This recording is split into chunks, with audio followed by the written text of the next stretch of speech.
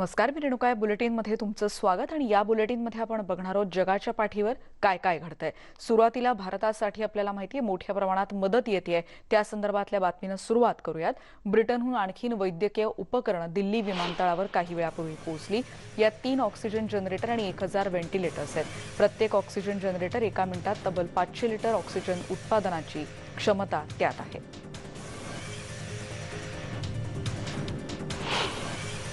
स्पेनमध्ये बार्सिलोनामध्ये सध्या नागरिक स्वातंत्र्याचा अनुभव घेत आहेत, कारण आपत्कालीन परिस्थितीमुळे 6 महिन्यांपासून लावण्यात आलेले निर्बंध, संचारबंदी सध्या उठवण्यात आली. त्यामुळे नागरिक आनंदात आहेत आणि हाच आनंद साजरा करण्यासाठी नागरिक, खास करून तरुण आहे, रस्त्यावर उतरून अशा पद्धतीनं नाचत गात हे सेलिब्रेशन करताना दिसत आहेत. यातल्या अनेकांनी मास्कही घातलेले आपल्याला दिसत नाहीयेत. मित्रांच्या भेटीगाठी आणि घराच्या बाहेर पडण्याचा आनंद सगळ्यांच्या चेहऱ्यावर यावेळी दिसतोय. रविवारपासून रेस्टॉरंट्स खुली झाली आहेत आणि काही बार्सही रात्री 11 वाजेपर्यंत सुरू होणार आहेत.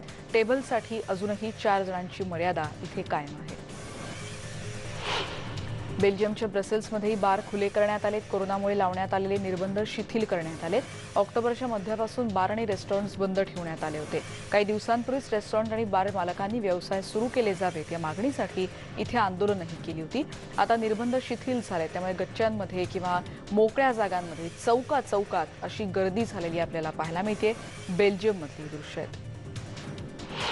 ग्रीसमध्ये पर्यटन हंगाम सुरू होण्याआधीच खासगी अखत्यारीत येणारे समुद्रकिनारे शनिवारी खुले करण्यात आलेत. अनेक दिवसांनी समुद्रकिनाऱ्याचा आनंद घेण्यासाठी शेकडो समुद्रप्रेमी इथे आले होते. पूर्ण लॉकडाऊन उठवण्यासाठी सार्वजनिक आरोग्य व्यवस्थेत अजूनही बदल करावे लागणार आहेत. 14 मे पासून ग्रीसमधली संग्रहालयं खुली होतील. आंतरदेशीय प्रवासावरची बंदीही या दरम्यान उठण्याची शक्यता आहे. पेरू देशाची राजधानी लिमामध्ये कॉमन किचन गार्डन ही नवी संकल्पना सध्या राबवली जाते. कोरोना प्रतिबंधक नियमांचं पालन करून अशा उपक्रमात सहभागी होत निसर्गाच्या सानिध्यात राहण्याचा प्रयत्न इथे रहिवासी करतात. मोकळ्या जागांमध्ये भाज्या लावल्या जातात. भाज्यांची रोपं लावताना निसर्गाच्या जवळ जाण्याचा आनंद मिळत असल्याची प्रतिक्रिया इथले नागरिक देतात. 656 फुटांची ही जागा तब्बल 20 भागांमध्ये विभागण्यात आली आहे. सांबोर्जा महापालिकेकडून चांगल्या गुणवत्तेच्या बिया देखील इथे पुरवल्या जातात. डिप्रेशनमधून बाहेर येण्यासाठी या कॉमन किचन गार्डन उपक्रमाचा उपयोग होत असल्याचं नागरिक सांगतात. 2020 नंतर पेरू देशात पुन्हा एकदा आता संक्रमण वाढतंय. देशात आतापर्यंत 63,519 कोरोना रुग्णांचा मृत्यू झालाय. अमेरिकेचे अध्यक्ष जो बायडन यांनी पेटंट माफ करण्याच्या केलेल्या सूचनेमुळे जगभरात कोरोना प्रतिबंधक लसींची कमतरता दूर होणार नाही, असं जर्मनीच्या चान्सलर एंगेला मर्केल यांनी म्हटलंय. सर्जनशीलता आणि नाविन्यपूर्ण क्षमता असलेल्या कंपन्यांना मदत करण्यासाठी पेटंटचं संरक्षण करणं आवश्यक आहे, असंही मर्केल म्हणाल्या. पोर्तुगलमध्ये युरोपियन युनियनच्या नेत्यांशी झालेल्या व्हिडिओ कॉन्फरन्सिंगनंतर त्या बोलत होत्या. युरोपियन युनियननं फायझर बायोटेकला त्यांचा पाठिंबा आणखी भक्कम केलाय. 2023 पर्यंत सुमारे 1.8 बिलियन लसी पुरवण्याच्या करारालाही यावेळी मान्यता देण्यात आली. आपल्याला आपले प्रयत्न सुरूच ठेवायचे, भविष्यासाठी आपण तयार राहायला हवं आणि त्यासाठीच बायोटेकबरोबर आम्ही नवीन करार केला आहे. 2022 आणि 2023 या 2 वर्षांसाठी हा करार असेल, असं युरोपियन युनियनच्या अध्यक्षांनी सांगितलंय.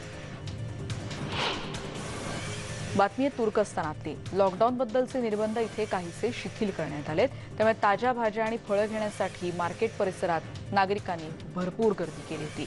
या निर्बंधांमुळे आर्थिक परिस्थिती बिकट झाली होती आणि त्यातून सावरण्यासाठी निर्बंध शिथिल करण्याचा निर्णय घेण्यात आला. इथले बाजार हा तुर्की खाद्य संस्कृतीचा अविभाज्य घटक मानला जातो. आजूबाजूच्या परिसरातील उत्पादक ताज्या फळं आणि भाज्या बाजारात आणतात. एप्रिल महिन्याच्या शेवटी सुरू झालेले लॉकडाऊन 17 मे पर्यंत कायम आहे आणि त्यामुळे ही प्रथा काही काळासाठी बंद होती. फक्त शनिवारीच येथे माल आणला जात होता. त्याचा खूप मोठा आर्थिक फटका या सगळ्याच उत्पादकांना बसत होता. जर्मनीच्या कलोनमधल्या एका मशिदीच्या इमारतीत लसीकरणासाठी लांबच लांब रांगा लावण्यात आल्या होत्या. लसीकरणासाठी सरकारनं सुरू केलेल्या मोहिमेचा हा एक भाग होता. विशेष म्हणजे ही मोहीम फक्त मुस्लिम धर्मियांसाठी मर्यादित नाही, सगळ्यांसाठी हा उपक्रम आहे. ॲस्ट्राझेनेकाच्या जवळपास 2000 लसी इथे उपलब्ध आहेत. तसंच जवळच्या लसीकरण केंद्रांवर अतिरिक्त लसींची सोयही करण्यात आली होती. काही दिवसांपूर्वीच ॲस्ट्राझेनेका लस जर्मनीतील सर्व प्रौढांसाठी देण्याची परवानगी देण्यात आली. 28 एप्रिल रोजी एकाच दिवसात 10 लाख नागरिकांचं लसीकरण करण्याचा विक्रम जर्मनीत नोंदवला गेला. बेल्जियममध्ये रेस्टॉरंट्सनी त्यांच्या टेरेस जवळपास महिन्यानंतर शनिवारी पुन्हा खुल्या केल्या आहेत. लॉकडाऊनमुळे गेले काही महिने आउटडोअर रेस्टॉरंट्स बंद होती. जनजीवन पुन्हा हळूहळू पूर्वपदावर येत आहे याचा बेल्जियमचे नागरिक असा आनंद व्यक्त करतात. आयुष्याची पुन्हा नवीन सुरुवात होतीये. जीवलगांना भेटून खूप आनंद होतोय आणि त्या गेल्या काही महिन्यांपेक्षाही जास्त आम्ही जवळ येतोय अशा भावना देखील, अशा प्रतिक्रिया देखील इथे व्यक्त होत आहेत. बेल्जियममधली बातमी आपण बघितली आणि नंतर बघणार आहोत आपण पाकिस्तानमधली कोरोनाच्या कहराची बातमी. एकाच दिवसात 120 रुग्णांचा इथे मृत्यू झालाय तर 4105 नवे रुग्ण इथे आढळलेत. त्यामुळे एका आठवड्यासाठी इथले सर्व उद्योगधंदे आणि वाहतूक बंद ठेवण्यात येणार आहे. शनिवारपासून याची पुन्हा एकदा सुरुवात केली जाईल. त्यामुळे ईदसाठीची खरेदी करण्यासाठी मोठ्या संख्येनं नागरिक बाहेर पडले होते. घराबाहेर पडल्यानंतर मात्र या गर्दीत सोशल डिस्टन्सिंगचा फज्जा उडाला. यातल्या अनेकांनी मास्कही घातलेले नव्हते. पण या लॉकडाऊनला व्यावसायिकांनी विरोध केला आहे. याचा पुनर्विचार करण्याची मागणी त्यांनी केली आहे. तर दुसरीकडे नागरिकांनी मार्केटमध्ये गर्दी करू नये, शक्यतो घरीच राहावं असं आवाहन पाकिस्तानच्या आरोग्य मंत्र्यांनी केलंय. कझाकस्तानची राजधानी नूर सुलतानमध्ये चीनच्या सिनोफार्म या लस द्यायला सुरुवात झालेली आहे. कोरोनाचं संक्रमण रोखण्यासाठी लसीकरणाचा वेग सध्या वाढवण्यात आलाय. यात हॅतवॅक्स या नावाची या लसीचे जवळपास 4 लाख डोस कझाकिस्तानला पोहोचलेत आणि संपूर्ण देशभरात त्याचं वितरण करण्यात आलंय. नूर सुलतानच्या महापालिका केंद्रामध्ये लसीकरणाला अशा रीतीनं सुरुवात झाली. चीनी औषधांवर विश्वास असल्यानं चीनच्या या लसीची निवड करण्यात आल्याचं कझाकिस्तानमधल्या स्थानिक डॉक्टरांनी सांगितलं आहे. कझाकिस्ताननंतर बातमी आपण बघणार आहोत ब्रिटनमधली. इथली परिस्थिती आता हळूहळू सुधारते आहे. ब्रिटन सरकारनं आता आपली पहिली ग्रीन लिस्ट जाहीर केली आहे आणि यामध्ये इस्रायल, पोर्तुगल आणि सिंगापूरसह 12 देशांचा समावेश आहे. या देशांमधून ब्रिटनमध्ये जाणाऱ्या नागरिकांना आता क्वारंटाईन होण्याची गरज नाही. तसंच ब्रिटनचे नागरिकही या देशांमध्ये प्रवास करू शकतील. त्याचबरोबर ब्रिटनमध्ये दीर्घकाळानंतर आता निर्बंध शिथिल करण्यात आलेले आहेत. 17 मे नंतर अत्यावश्यक कारणांशिवायही प्रवास करता येऊ शकेल. मात्र कोरोनाच्या स्ट्रेनबद्दलची माहिती होण्यासाठी परदेशातून ब्रिटनमध्ये येणाऱ्यांसाठीचे निर्बंध मात्र कडक आहेत. तसंच भारतासह 40 देशांची नावं ही अजूनही रेड लिस्टमध्ये आहेत. कारण यामुळे म्हणजे या देशांमध्ये जाण्यासाठी किंवा या देशांमधून ब्रिटनमध्ये येण्यासाठी अजूनही बंदी कायम राहणार आहे. इथिओपियाच्या टिग्रे भागात पुन्हा एकदा संघर्ष सुरू झालाय. प्रादेशिक राजधानी असलेल्या मेकेलच्या उत्तरेला अंदाजे 40 किलोमीटर अंतरावर आगुला शहराच्या उत्तरेला गोळीबार झाला होता. टिग्रियन बंडखोर आणि इथिओपियाच्या शेजारच्या एरिट्रिया सैन्याच्या संघर्षामुळे या नागरिकांमध्ये त्यामुळे त्याला या सगळ्याचा फटका सहन करावा लागतोय. इथल्या आंतरराष्ट्रीय मानवतावादी संघटनांची मदतही तिथे पोहोचू शकत नाहीये. इथिओपियाच्या सैन्य दलानं त्यांना वाटेतच अडवून ठेवलेलं आहे. त्यामुळे इथल्या संघर्षाची ही दृश्य आपण बघतोय. स्वीडनमधली बातमी आहे. मध्य स्वीडनमधल्या ग्रम्स या गावामध्ये अचानक आलेल्या वादळामुळे एक व्यक्ती जखमी झाली. काही प्रमाणात इथे नुकसानही झालंय. ही घटना शनिवारी पहाटे 1:30च्या सुमारास घडली. व्हिडिओमध्ये हे घराचं छप्पर हवेत उडून जाताना आपण बघतोय. इतर मालमत्तांचंही मोठं नुकसान इथे झालंय. यापूर्वी कधीही इतकं हिंसक वादळ पाहिलं नाही अशी प्रतिक्रिया इथले स्थानिक देत आहेत. अमेरिकेच्या राजदूतांनी शनिवारी सुदानमधल्या सत्ताधारी सार्वभौम समितीचे प्रमुख जनरल अब्देल फत्ता बुरहान यांची भेट घेतली. इथिओपियाच्या विशाल धरणाच्या मुद्द्यावरून दशकाहून अधिक काळ इथे संघर्ष सुरू आहे आणि त्यावर चर्चेतून तोडगा काढण्यासाठी केलेल्या 2 दिवसांच्या दौऱ्याच्या शेवटच्या टप्प्यात जेफ्री फेल्टमन यांनी सुदानच्या सत्ताधाऱ्यांशी चर्चा केल्याचं कळतंय. न्यूयॉर्कमधल्या टाइम्स स्क्वेअरमध्ये शनिवारी दुपारी गोळीबार झाल्याचं कळतंय. यात 3 जण जखमी झालेत. पोलीस आता या बंदूकधाराचा शोध घेत आहेत असं कळतंय.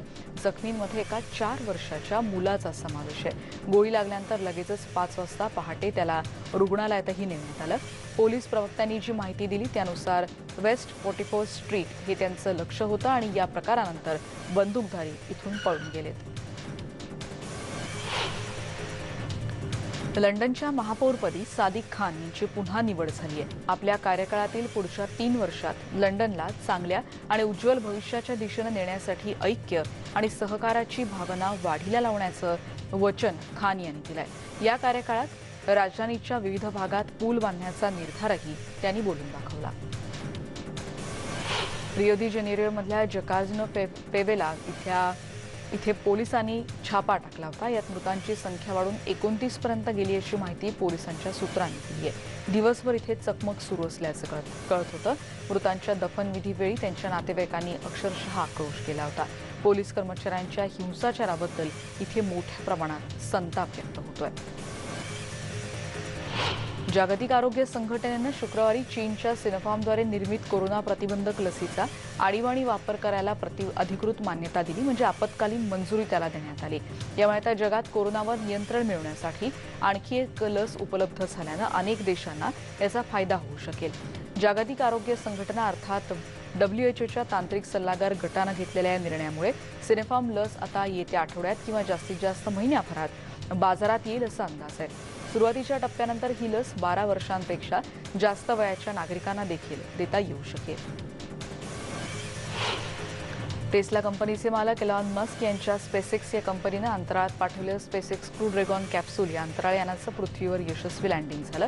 4 अंतराळवीरांना घेऊन रविवारी रात्री पनामा शहराजवळच्या मेक्सिको खाडीत पहाटे 3च्या दरम्यान हे यान उतरलं। अमेरिकी अंतराळ संशोधन संस्थेच्या सहकार्यानं ही अंतराळ मोहीम यशस्वीपणे राबवण्यात आली। गेल्या 50 वर्षात पहिल्यांदाच नासाचं अवकाशयान रात्रीच्या वेळी समुद्रात लँड झालं, त्यामुळे हा क्षण महत्त्वाचा मानला जातो। हा स्पेसएक्स कंपनीनं तयार केलेल्या रॉकेटचा प्रोटोटाईप आहे। या अंतराळवीरांच्या गटाला क्रू 1 असं नाव दिलं होतं। इंटरनॅशनल स्पेस सेंटरमधून 160 दिवसांनी हे 4 अंतराळवीर पृथ्वीवर परतले। नासानं मार्सच्या वातावरणामध्ये फिरत असलेल्या छोट्याशा हेलिकॉप्टरचा आवाज आता शेअर केला। याआधी नासानं इथले काही फोटो आणि त्यानंतर व्हिडिओ देखील शेअर केले होते। नासाच्या जेट प्रॉपल्सन लॅबनं हा ऑडिओ शेअर केलाय। हेलिकॉप्टर 1 मिनिटात 2500 फेऱ्या करतंय आणि त्याचा आवाज अगदी कमी ऐकू येतोय। एखादा डास किंवा एखादा कीटक लांबून गुणगुणताना जसा आवाज येतो तसा याचा आवाज ऐकू येतो। या हेलिकॉप्टरचं वजन जवळपास 4 पाऊंड आहे असं कळतंय। मध्य इटलीमध्ये शुक्रवारी एक इमारत कोसळली। या ठिकाणी स्फोट होऊन नंतर आगही लागली होती। अग्निशमन दलाच्या जवानांनी दोघांना जिवंत बाहेर काढले। आणखी एक जण ढिगाऱ्याखाली अडकल्याची शक्यता त्यानंतर वर्तवली जात होती। आणखी 3 जणांचा शोध सुरू आहे। औषधांसाठी मॅरिज्युनाची निर्मिती केली जात होती अशी माहिती इथल्या स्थानिक माध्यमांनी त्यानंतर दिली। अर्जेंटिनाची राजधानी ब्युनॉस आयर्समध्ये ओबेलिस्क या 68 मीटर टॉवरची डागडुजी करण्यात आली। ही संपूर्ण इमारत धुण्यात आली आणि त्याला रंग देण्यात आला। या टॉवरचा 23 मे रोजी 85वा वर्धापन दिन आहे। खरं तर या टॉवरची दुरुस्ती गेल्या वर्षीच केली जाणार होती, पण कोरोनामुळे ती पुढे ढकलण्यात आली। या कामाला 60 दिवसांचा कालावधी लागेल। या इमारतीला आतल्या भागात 206 पायऱ्या आहेत। आर्किटेक्ट अल्बर्टो प्रेविश यांनी या टॉवरचं डिझाईन केलं होतं आणि 23 मे 1936ला त्याचं उद्घाटन झालं होतं। व्हेनेझुएलामधली बातमी आहे। कोलंबियाच्या दूतावासाबाहेर कोलंबिया सरकारविरोधात जोरदार आंदोलनं करण्यात आली। या निदर्शनांमध्ये अनेकांचा मृत्यू झाला आणि शेकडो जखमी झाले। या विरोधात ही आंदोलनं सुरूच आहेत। व्हेनेझुएला सरकारचे पाठीराखे आणि काही विरोधी कार्यकर्ते या आंदोलनात सहभागी झाले। कोलंबियाचे अध्यक्ष इव्हान ड्यूक आणि माजी अध्यक्ष अल्वारो युराएव यांच्या विरोधात यावेळी घोषणाबाजी करण्यात आली। जर्सीचा इंग्लिश चॅनल बेटावर गुरुवारी संतापलेल्या फ्रेंच मच्छीमारांनी आपला निषेध नोंदवला। निषेध करण्यासाठी अनेक मच्छीमार समुद्रकिनारी असे एकत्र आले होते। ब्रेक्झिटच्या पार्श्वभूमीवर मासेमारीच्या अधिकारांवरून फ्रान्स आणि ब्रिटन यांच्यातल्या पहिल्या मोठ्या वादाची ही ठिणगी होती असं म्हटलं जात आहे। इस्रायली अधिकाऱ्यांनी गुरुवारी देशातल्या दहशतवाद विरोधी कायद्याअंतर्गत एका स्पेनच्या महिलेवर बंदी घातलेल्या पॅलेस्टिनी अतिरेकी गटाला युरोपियन सरकारकडून मोठ्या प्रमाणात देणगी दिल्याचा आरोप केलाय। जोआना रुईस सँचेझर वेस्ट बँक लष्करी न्यायालयात 3 पॅलेस्टाईनसह प्रतिवाद्यांसह इथे गुन्ह्याची नोंद करण्यात आली आहे। दक्षिणेकडच्या कंधार शहरात प्रवास करत असताना बंदूकधारकांनी अफगाणिस्तानच्या एका माजी माध्यम प्रतिनिधीला गोळ्या घालून ठार केल्याची माहिती इथल्या अधिकाऱ्यांनी दिली आहे। प्रतिनिधीवर हल्ला झाला ही दुपारची वेळ होती आणि यावेळी नेतन्याहू यांच्यावर मोबाईल घेऊन पळून जाण्यात यशस्वी झालेल्या हल्लेखोरांनी गोळ्या झाडल्याचं कळतंय। दहशतवादी पत्रकारांना लक्ष्य करत असल्याचं सांगितलं जात आहे। ब्रिटिश अभिनेता स्टीफन मंगन यांनी लंडनमध्ये व्हर्च्युअल आर्ट गॅलरीचं अनावरण केलं। विनामूल्य इंटरॅक्टिव्ह आर्ट इव्हेंट ही कला संस्था नॅशनल गॅलरीमधला एक महत्त्वाचा भाग आहे। नॅशनल पोर्ट्रेट गॅलरी आणि रॉयल अकॅडमी ऑफ आर्ट्सनं त्यांच्या संग्रहातून 20 उत्कृष्ट कलाकृतींची निवड केली आहे, ज्याचा इथे कलाप्रेमींना आस्वाद घेता येतोय। अमेरिकेचे राष्ट्राध्यक्ष जो बायडन लुइझियानाच्या रिपब्लिकन राज्यात $2.3 ट्रिलियन जो त्यांचा प्लॅन सध्या राबवला जातोय त्याच्यासाठी ते तिथे रवाना झाले होते. बायडन लुइझियानाला भेट देताना मतदारांशी या संदर्भात संवादही साधतात.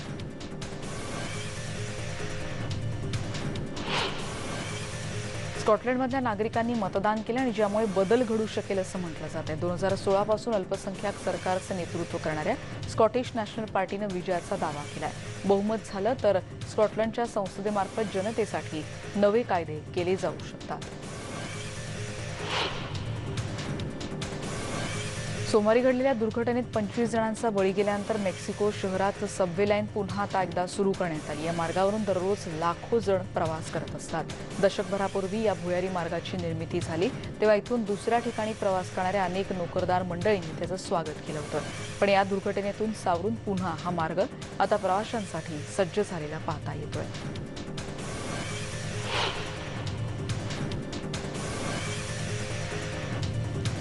जगभर सध्या कोरोनाचं संकट आहे आणि त्यात भविष्यात यातूनही चांगले दिवस नक्कीच येऊ शकतात आणि त्यासाठी प्रयत्न करण्याची गरज आहे.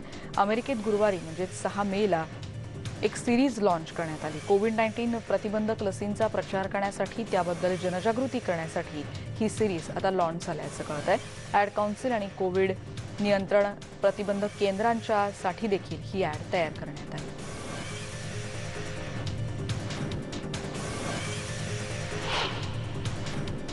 आणि यानंतर आपण एक ब्रेक घेऊन परत भेटणार आहोत. पहा फक्त न्यूज 18 लोकमत.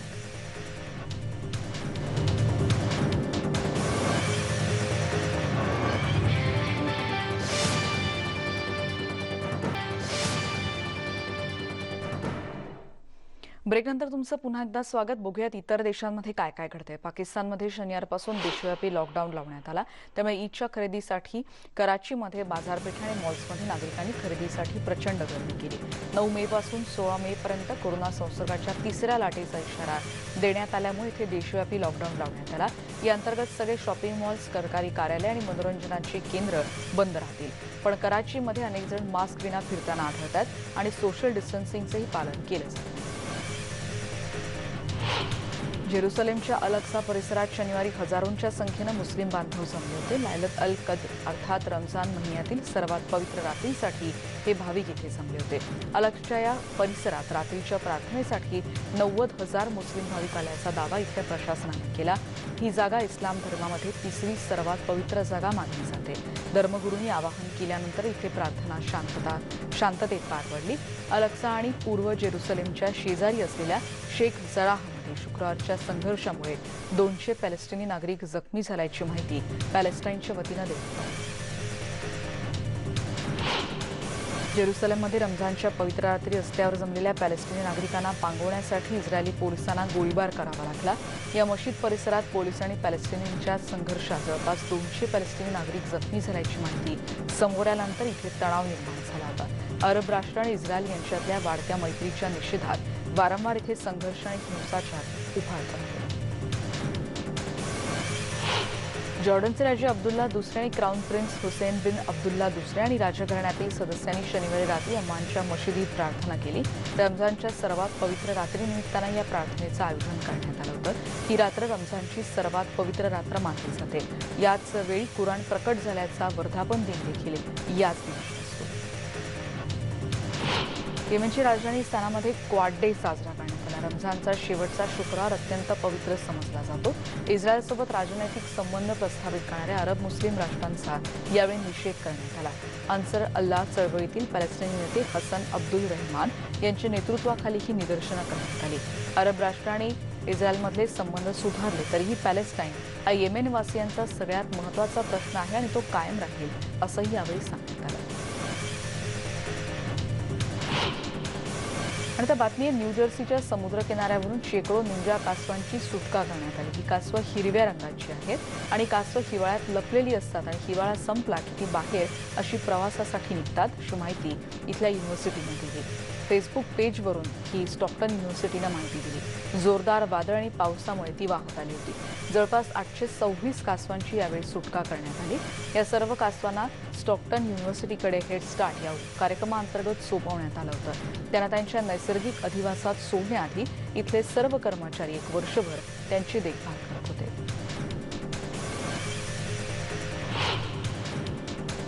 जगभरातल्या सगळ्या बातम्यांचा आढावा घेतल्यानंतर या बुलेटिनमध्ये आता आपण इथेच थांबतो आहोत. पण जाताना महत्त्वाची आठवण, मास्क वापरा, सुरक्षित राहा. पहा फक्त न्यूज 18 लोकमत.